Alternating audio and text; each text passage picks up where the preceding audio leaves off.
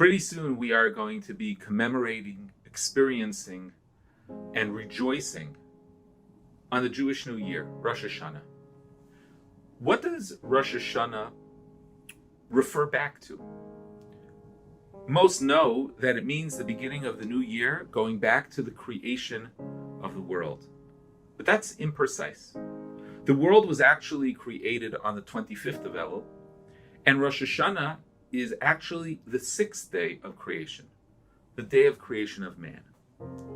I remember as a child, I read in a fantastic introduction to one of the machzorim of Rosh Hashanah that the reason why Rosh Hashanah commemorates the day that man was created, not the first day that the world was created, is because God needed people, needed subjects. God is not a ruler, he is a benevolent king. A moshel, a ruler, doesn't need subjects.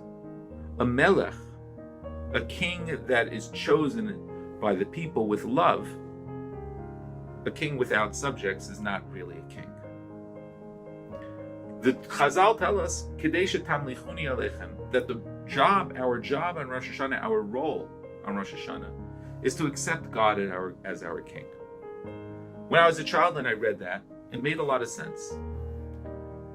And I understood that when we chant in shul and synagogue, Hamelech, I understood it from my simplistic perspective that now God had a people.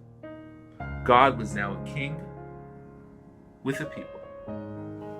But as I got older, I realized that this idea from the Vilna Gaon is much deeper than my childish perspective. And I think there are many who become paralyzed or don't accomplish what they can. If they don't understand what Rosh Hashanah is about and don't even know this idea that Rosh Hashanah corresponds to the 6th day of creation. But B, even if they understand that Rosh Hashanah is about creating a kingdom for God, what does it mean to create God's kingdom? As a child, I thought it meant subjugating ourselves to HaKadosh Baruch Hu. But there's really a lot more that's happening. Many holy, esoteric Jewish works emphasize that God's manifestation in this world is dependent on us. We bring godliness into the world. What is more godly than the soul that is breathed into Adam on the day of his creation that we commemorate, that we have inside of ourselves? We could bring more materialism into the world, more selfish, financially focused goals into the world. We could focus on feeding our stomach and feeding our other urges, or we could focus on another part of ourselves, our neshama, our soul. And we could focus on sharing our soul with others. That is Kedei Shetamlichuni Aleichem. That is what Chazal mean. Our rabbis teach us that the role of Rosh Hashanah is to make God our king, because he needs us, not simply for us to stand in shul and proclaim him as a king, but for us to bring the king into the field, for us to bring godliness into the world.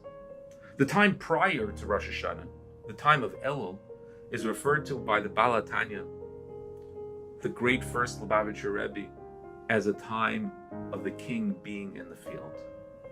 Once upon a time, I thought that it meant that the king can be found in the field. But maybe it also means that we're supposed to bring the king into all parts of the field, into all parts of God's world. And in that way, we'll truly make Hashem our Melech.